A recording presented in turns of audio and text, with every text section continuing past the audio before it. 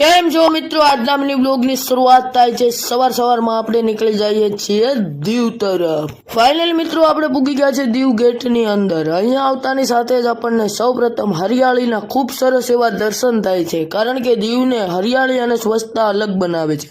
ત્યારબાદ આપણને દર્શન થાય છે ખુકરીના, અને ત્યારબાદ આપણે પૂગી જઈએ છીએ દીવ કિલ્લે। અહીંયા આપણે જોવા મળશે અલગ અલગ દિવાલો પર કોતર કામ કરેલું। ત્યારબાદ આ જે ઢોરો તમે જોઈ રહ્યા છો, ત્યાં કયામત પિક્ચરનું મૂવીનું સોંગ શૂટ થયેલું છે, એ આ જ ઢોરો છે।